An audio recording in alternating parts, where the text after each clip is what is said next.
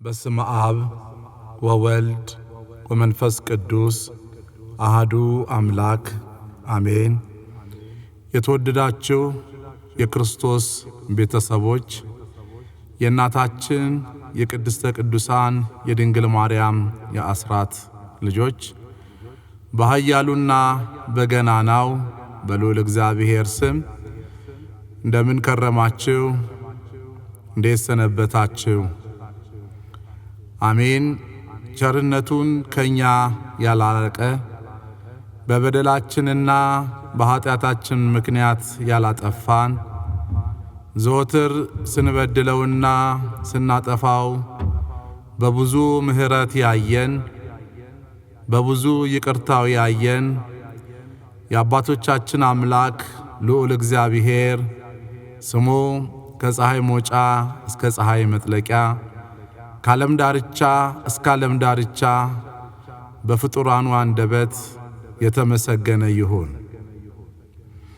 እንዲሁም እናትነትን ከድንግልና ድንግልናን ከእናትነት አስተባብራ የያዘች የሐዲስ ኪዳን ኪሩብ እማ አምላክ ወላዲተ ቃል ድንግል ማርያም ስሟ በፍጥረታት አንደበት የተመሰገነ ይሁን። ቅዱሳን ጻድቃን ሰማዕታት መላእክት ስማቸው ክብራቸው ዘወትር የተወደሰ የተመሰገነ ይሁን። እንግዲህ እንደ እግዚአብሔር ቸርነት እንደ እናታችን እንደ ቅድስተ ቅዱሳን እንደ ድንግል ማርያም ፍጹም መልጃ የአብይ ጾምን ከጀመርን 3ኛው ሳምንት ላይ እንገኛለን። ባለፉት 2 ሳምንታት በተከታታይ የተሰየሙትን ሳምንታት ስያሜዎች እያየን ቆይተናል።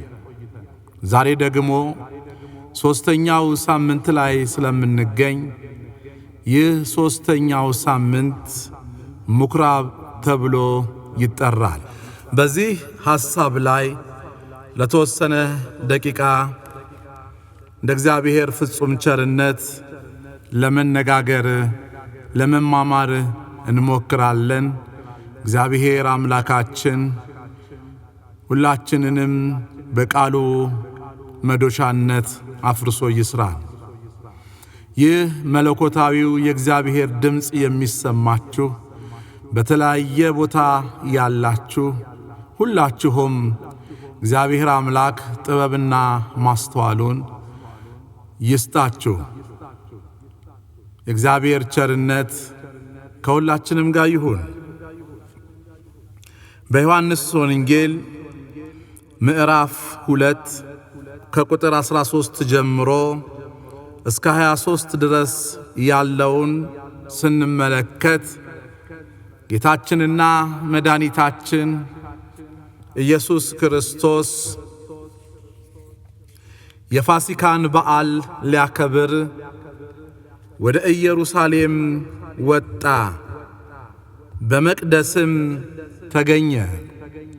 እንግዲህ ኢየሱስ ክርስቶስ በሥጋ ማርያም በዚህ ምድር ተገልጦ ሳለ የአይሁድ በዓላትን ወይም ደግሞ በብሉይ ኪዳን ይከበሩ የነበሩ በዓላትን በቤተ መቅደስ ያከብር ነበረ። በዓላትን የሚያከብረው ቤተ መቅደስ በመሄድ ነው። የእግዚአብሔርን ቃል በማስተማር ነው።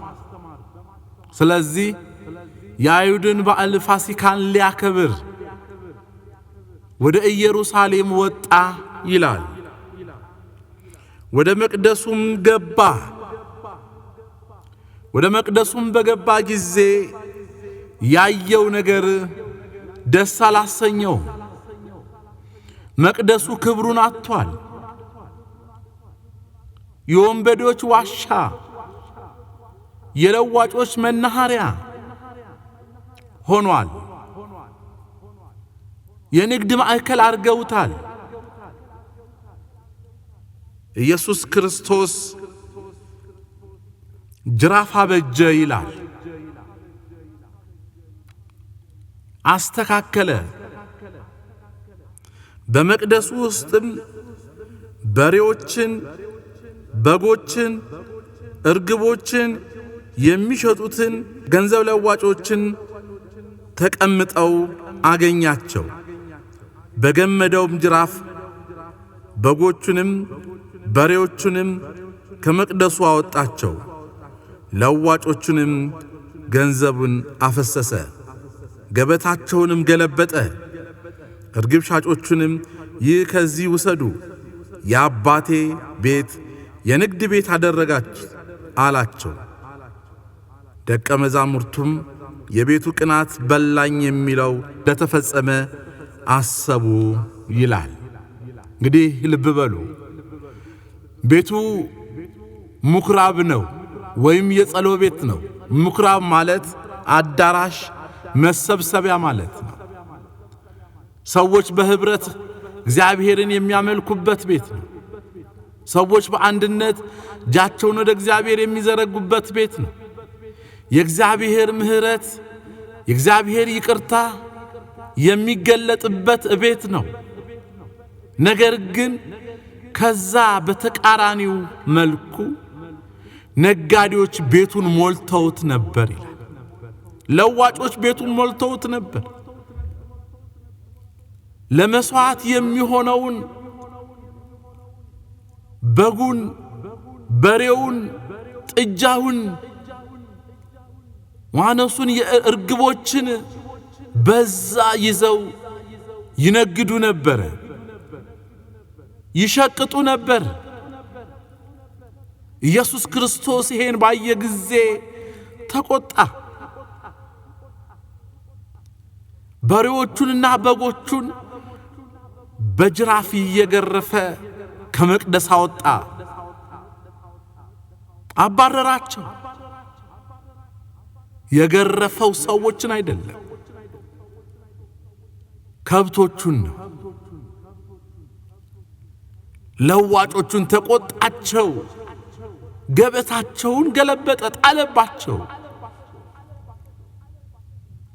እርግብ የሚነግዱትንም አንሱ፣ ከዚህ ውሰዱ፣ ቤቴ የጸሎት ቤት ትባላለች፣ የአባቴ ቤት የጸሎት ቤት ነው። እናንተ ግን የንግድ ማዕከል፣ የንግድ ቤት አደረጋችሁት፣ የወንበዴ ዋሻ አደረጋችሁት አለ። ደቀ መዛሙርቱም በነቢያት የተጻፈው ቃል እንደተፈጸመ አወቁ ይላል። አስቀድሞ ነቢየ እግዚአብሔር ቅዱስ ዳዊት በመዝሙር 68 ቁጥር 9 ላይ የቤት ቅናት በላኝ የምትል ቃል ጽፎ ይሄ የትንቢት ቃል እንደተፈጸመ አወቁ፣ ተረዱ። ኢየሱስ ክርስቶስ ቤቱን አጸዳ። ይህ አምልኮ የሚፈጸምበት፣ ይህ ስብሐተ እግዚአብሔር የሚደርስበት ቤት ነው እንጂ የነጋዴዎች ማዕከል፣ የነጋዴዎች ስፍራ አይደለም። እናንተ ግን ትነግዱበታላችሁ። ምክንያቱም እነዛ ነጋዴዎች በሬዎቹን፣ ላሞቹን፣ በጎቹን በዛ የሚነግዱት መስዋዕት ለማቅረብ ለሚመጣው ሰው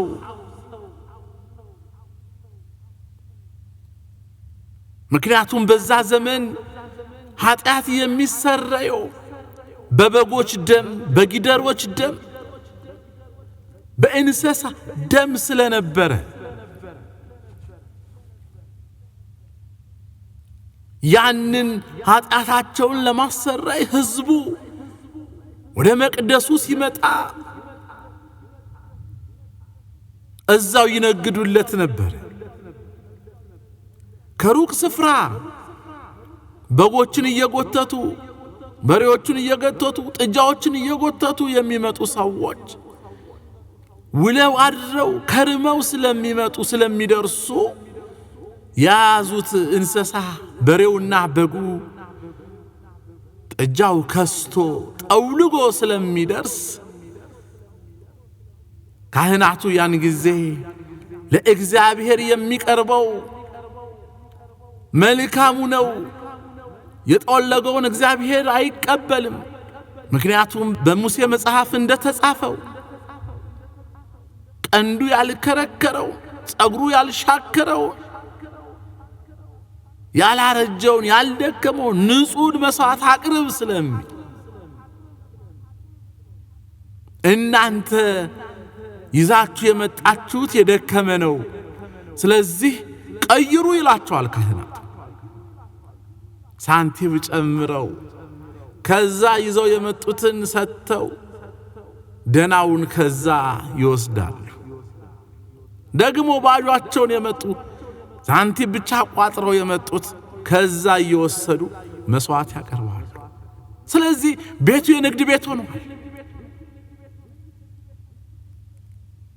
የንግድ ስፍራ ሆኗል። ይሄንን ነው ክርስቶስ ያጸዳው። ይሄንን ነው ክርስቶስ ያሳመረው። አትነግዱበት፣ በቤቴ አትሸቅጡበት። የአባቴ ቤት የንግድ ቤት አይደለም አላቸው። ተቆጣ።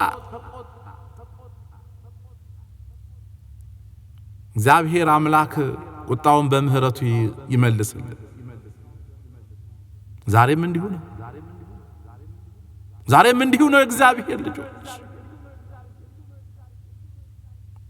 እግዚአብሔር መቅደስ፣ እግዚአብሔር ስም የሚከብርበት እግዚአብሔር ቅዱሱ ስፍራ፣ ያምልኮቱ አደባባይ ለጽድቁ እንዳይመች አድርገን የምንሰራ ካምልኮቱ ይልቅ ከስብሐተ እግዚአብሔሩ ይልቅ የሚያስጨንቀን ላቂ ልብስ ድቃቂ ሳንቲም የጸሎቱን ስፍራ በብዙ መንገድ የምናረክስ እግዚአብሔር ይቆጣል። እግዚአብሔር ቀናተኛ አምላክ፣ እግዚአብሔር ቁጠኛ አምላክ። እግዚአብሔር በቤቱ ቀልድ አያውቅም። በአምልኮቱ ስፍራ ቀልድ አያውቅም። እግዚአብሔር ለቤቱ ይቀናል። መጽሐፍ ነው ያለው የቤት ቅናት በላይ ነው ያለው። እግዚአብሔር ልጆች ወደ ልባችን እንመለስ፣ ወደ ማንነታችን እንመለስ። ምኩራቡን ያቆሸሹትን እግዚአብሔር ገበታቸውን ገለበጠባቸው። እግዚአብሔር ገበታችንን እንዳይገለብጥብን፣ እንጀራችንን እንዳያበላሽ፣ እግዚአብሔር እንዳይቆጣ፣ እግዚአብሔር እንዳያዝንብን ነገሮቻችንን በጊዜው ልናስተካክል ይገባል። ልንጠነቀቅ ያስፈልጋል።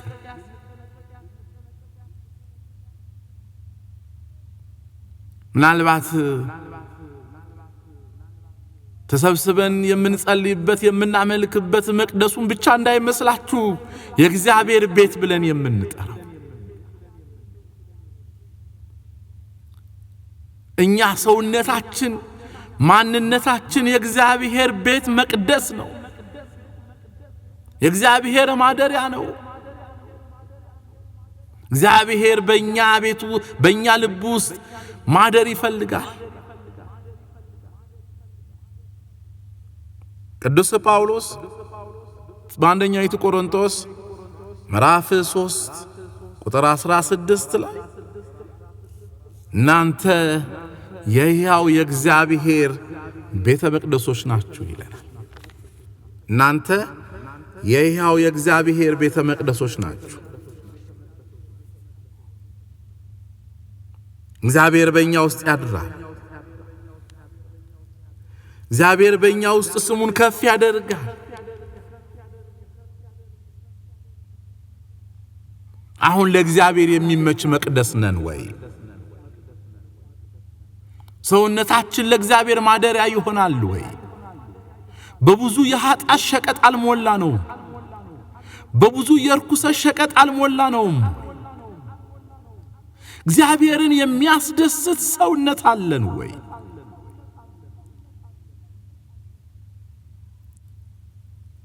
እናንተ የሕያው የእግዚአብሔር መቅደሶች ናችሁ የተባለ ማደሪያዎች ናችሁ የተባለ እግዚአብሔር ጅራፉን ሳያነሳ እግዚአብሔር ሳይቀጣን እግዚአብሔር ሳይቆጣን መቅደስ ሰውነታችንን እናንጻ በንስሐ እናንጻ በፊቱ በመውደቅ በማልቀስ ማረን ማረን በማለት መቅደስ ሰውነታችንን እናስተካክል። ያለፈው ዘመን የኃጢአታችን ጉዞ የበደላችን ጉዞ የርኩሰታችን ጉዞ ይበቃል። ዛሬ አዲስ እንሁን። መቅደሱን እናንጻ። ስንት የፈረሱ ቤተ መቅደሶችን ለማሰራት እንሮጥ። በገጠር ያሉ በከተማ ያሉ እድሳት ያላቸው ጣሪያው አፈሰሰ ግድግዳው ተሰነጠቀ እያልን የኪሳችንን ገንዘብ እየሰጠን ብዙ መቅደሶች አሳደስን፣ ብዙ የጸሎት ቤቶችን አሳመርን። እኛ ግን ፈርሰናል። ያው መቅደስ ይሆን እኛ ፈርሰናል። መጀመሪያ የኛን መቅደስ እንስራ። መጀመሪያ የኛ ሰውነትን እንስራ።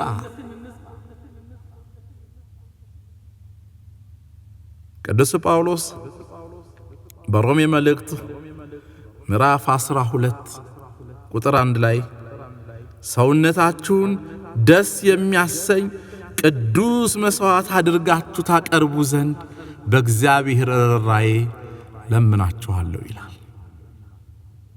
ሰውነታችሁን ደስ የሚያሰኝ ቅዱስ መስዋዕት አድርጋችሁ ታቀርቡ ዘንድ ሰውነታችሁን እናንተነታችሁን አካላችሁን ደስ የሚያሰኝ ቅዱስ መስዋዕት አድርጋችሁ አቅርቡ ለምናችኋለሁ። ቅዱስ ጳውሎስ ይለምን መቅደሱን ምኩራቡን እንድናጸዳ ለእግዚአብሔር የሚመች ስፍራ እንዲሆን ለአምልኮቱ የሚመች ስፍራ እንዲሆን የኃጢአት ሸረሪት ከልባችን ውስጥ የበደሉን እንቅፋት ከውስጣችን አውጥተን መቅደስ ሰውነታችንን እንስራ እናንጽ ነው። ለኛም ቆሞ ይለመንልን።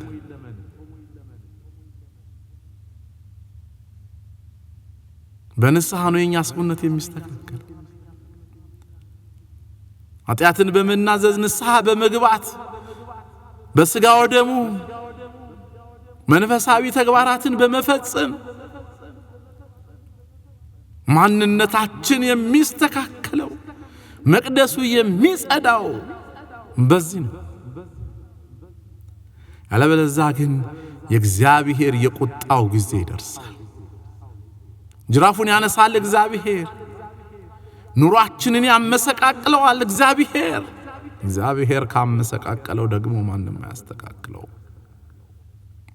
ምኑኝ የእግዚአብሔር ልጆች እግዚአብሔር አይቆጣን። እግዚአብሔር አይቆጣን። እግዚአብሔር ከተቆጣ የሚመልሰው የለም። እግዚአብሔር ከተቆጣ ማንም የሚያስቆመው የለም። ስለዚህ ጅራፉን ሳያነሳ እግዚአብሔር ቁጣውን በእኛ ላይ ሳያሳርፍ እግዚአብሔር ያፈረስነው ማንነታችንን የጣልነው ማንነታችንን እናስተካክል። የኃጢአቱን ንግድ የበደሉን ንግድ የነፍሰ ገዳይነቱን ንግድ ከልባችን አውጥተን እንጣል። ሰውን በሰውነቱ ብቻ እንውደድ። ሰው በመሆኑ ብቻ እናክብረው። መከፋፈሉ መለያየቱ ይብቃን። እኛ የእግዚአብሔር ቤተሰቦች የእግዚአብሔር ሕዝቦች ናችሁ ተብለን ተጠርተን እስራኤል ዘነብስን ስጋያን አይደለንም፣ መንፈሳውያን። የሥጋ ሥራ በእኛ ላይ እንዲሰለጥን አንፍቀድለት።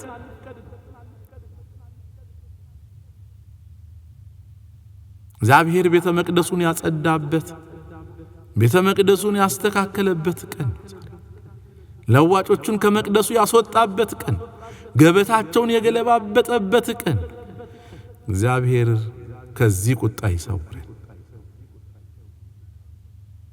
ቁጣውን በትዕግስቱ በምህረቱ ይመልስልን። ስለዚህ ይሄኛው ሳምንት ምኩራብ ተብሎ ይጠራል። በዮሐንስ ወንጌል ምዕራፍ 2 ከቁጥር 13 እስከ 25 ያለው ሐሳብ በዚህ ላይ ተገልጧል። ስለዚህም ቀርበው ጠየቁት፣ ይሄን በምን ስልጣን ታደርጋለህ? ምን ስልጣን አለ? ይሄንን በእውነት ምልክት አሳየን፣ ካንተ ምልክት እንሻለን ከእግዚአብሔር ከሆንክ ብለው ጠየቁት። ኢየሱስ ክርስቶስ መለሰላቸው፣ ይሄን ቤተ መቅደስ አፍርሱት፣ እኔም በሶስተኛው ቀን አነሳለሁ አላቸው። ያን ጊዜ ተቆጡ አይሁዶች፣ ጸሐፍቶች ተቆጡ። አባቶቻችን እነ ዘሩባቤል ይሄን መቅደስ ለመስራት 46 ዓመት ደክመዋል፣ እንዴት በሶስት ቀን እኔ ያሰራዋለሁ? እንዴት አፍርሱት ለናለህ?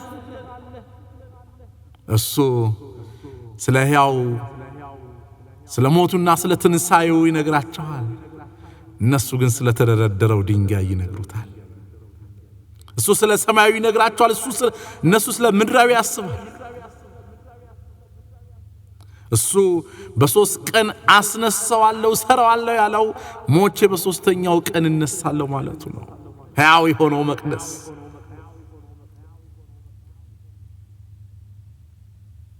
የሚናገራቸው አልገባቸውም ነበር፣ የሚላቸው አላወቁትም ነበር። እነሱ ዘሩባቤል ስለገነባው መቅደስ ያወራል፣ እሱ ደግሞ ስለ ትንሣኤውና ስለ ሞቱ ስለ ራሱ ይነግራቸዋል። አፍርሱት፣ ግደሉት፣ በሶስተኛው ቀን እኔ ሞትን ድል አድርጌ እነሳለሁ አላቸው። ምኩራብ ሶስተኛው እሁዳችን ያስጀመረን ያስፈጽመን የእግዚአብሔር ቸርነት፣ የድንግል ማርያም አማላጅነት፣ የቅዱሳኑ ጸሎት ከሁላችንም አይለይ። ወስብሐት ለእግዚአብሔር። ይቆየን።